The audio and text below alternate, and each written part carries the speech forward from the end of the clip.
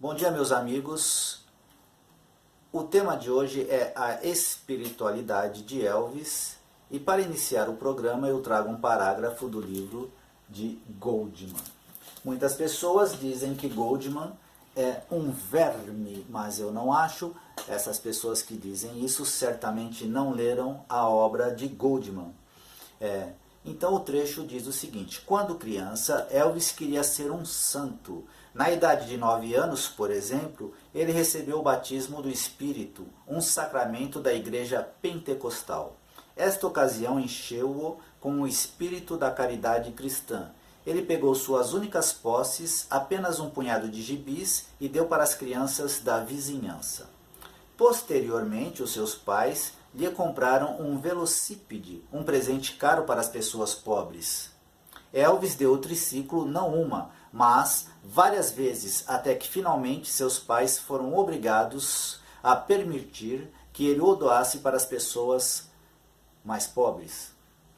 Uma vez, Elvis, conversando com o Dr. Nick, seu médico pessoal, ele contou a história de quando seu pai foi preso por adulterar um cheque que ele recebeu de seu patrão. Então, Elvis conta que na ocasião eles se sentiram humilhados. Então, o próximo trecho vem do livro de Dr. Nick. O trecho diz o seguinte: Elvis encontrou conforto na igreja, onde, quando menino, ele e sua mãe foram aceitos no culto sem julgamento. Agora eu quero traçar um pequeno paralelo entre dois grandes heróis, o herói da música Elvis Presley e o herói Homem-Aranha. Mas aí você vai dizer para mim o que tem a ver Elvis Presley com Homem-Aranha. Assim como Elvis adorava sua mãe e sofreu muito quando ela morreu, Homem-Aranha também, apesar de todos os poderes, adorava sua tia May. Quando Stan Lee criou o Homem-Aranha, ele quis criar um herói que você pudesse se identificar. Assim como nós nos identificamos com Elvis, o superastro, ele tem suas fraquezas, assim como nós temos.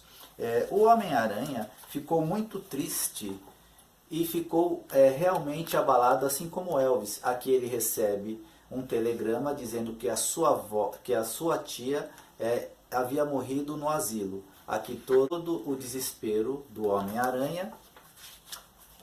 E aqui, como ele fica chocado quando vê sua tia May no esquife. Elvis se jogou em cima do caixão, em desespero também, quando sua mãe estava sendo enterrada. Eu acho que a partir deste ponto de sua vida, quando ele perde sua mãe, Elvis começa uma busca espiritual ferrenha. Ele buscava Cristo onde quer que Cristo pudesse estar. Mas não foi até ele conhecer Larry Geller, o guru de Elvis, o cabeleireiro de Elvis, que Elvis teve acesso a certos livros. Um dos primeiros livros que Elvis recebeu de seu guru foi a autobiografia de um yogi, de Paramahansa Yogananda. Elvis ficou tão fascinado pela leitura e presenteou as pessoas até o final de sua vida com uma cópia do livro. A autobiografia de um yogi narra a crônica de sua vida, da vida de Paramahansa Yogananda. Desde a infância na Índia, quando já buscava a orientação de um mestre espiritual, self-realization, auto-realizado, que pudesse lhe mostrar o caminho para Deus. Aponta a existência de muitos santos e sábios antes ocultos aos olhos do mundo. O período de formação no eremitério de seu guru Swami, passando pelos 30 anos que viveu nos Estados Unidos, consolidando sua mensagem ao Ocidente através da organização que fundou logo ao chegar em 1920, a Self-Realization Fellowship. É sobre esta visita que eu vou falar hoje. Elvis foi conhecer Swami Dayamata. Quem era Swami Dayamata? Foi uma importante líder espiritual americana e uma discípula direta de Paramahansa Yogananda, que foi pessoalmente escolhida e treinada por Yogananda para conduzir a organização por ele fundada. Swami Dayamata, mãe da compaixão, foi presidente da Self-Realization Fellowship. Agora do livro de Peter Guralnick, eu trago o encontro de Elvis com Swami Dayamata. Veja como foi. O que ele não tinha sido capaz de prever foi o grau que sua serenidade, presença tranquilizadora, iria lembrá-lo de sua mãe Gladys Presley. Dayamata, cujos seguidores se referiam a ela carinhosamente como Ma, ficou impressionada por sua vez, não apenas pela humildade evidente do artista, mas pela sua dedicação genuína e sede de conhecimento também. Eu via nele alguém que era cheio de inocência, se você pode entender como eu quero dizer isso. Ele era uma pessoa ingênua, um tanto infantil, que estava preso na adulação do mundo e gostava, mas, mais do que isso, ele sentia um vínculo profundo com o seu público. Ele estava realizado por eles e não queria nunca decepcioná-los. Isso foi o que eu notei.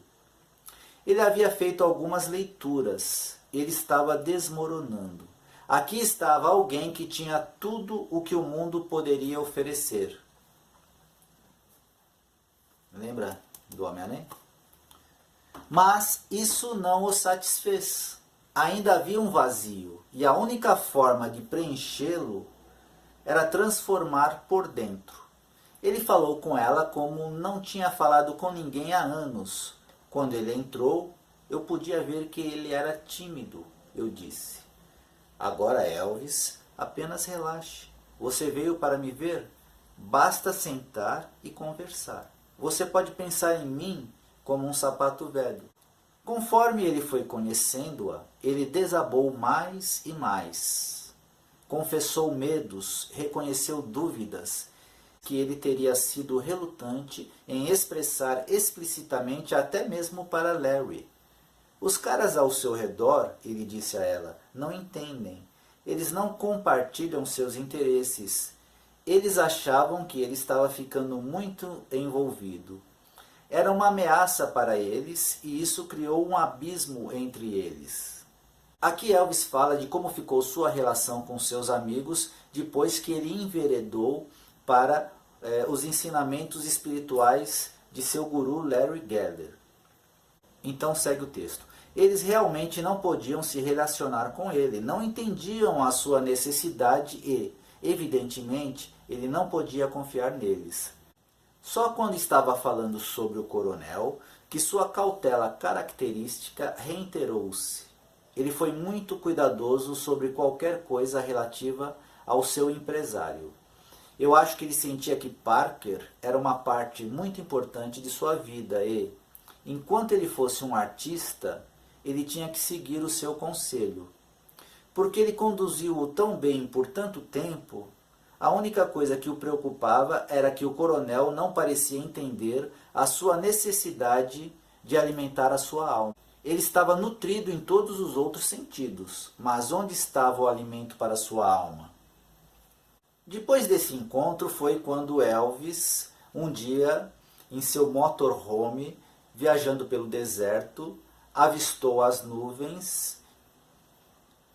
Primeiro ele viu o rosto de Stalin e depois a nuvem foi se transformando até que ele conseguiu enxergar o rosto de Jesus Cristo.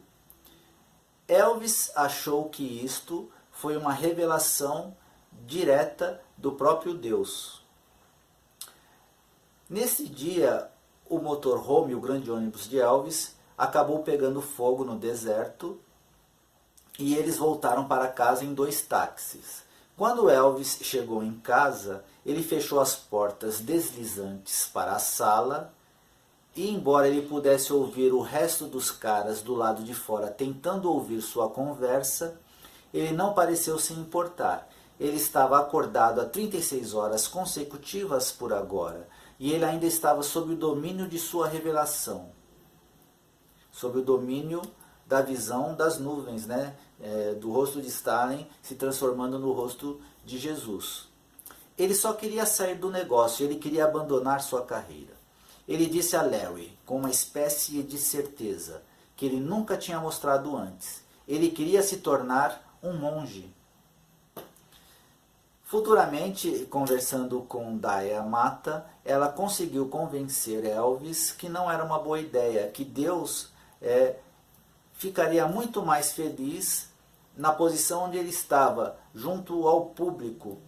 Então Elvis gravou muitos gospels, ele gravou aquele disco gospel, ele achava que era uma missão dele agora levar o evangelho ao seu público, levar o nome de Deus, exaltar o nome de Deus, como ele fez, como nós podemos ouvir em seus discos. E ele fez tão grandemente que, apesar de ele ser o rei do rock, os seus 2 únicos Grammys vêm pela música gospel, ok? Pessoal, eu vou ficando por aqui. E esta semana, se eu puder, eu ainda trago mais um vídeo. Se eu não conseguir, segunda-feira nos vemos novamente, ok? Elvis Forever.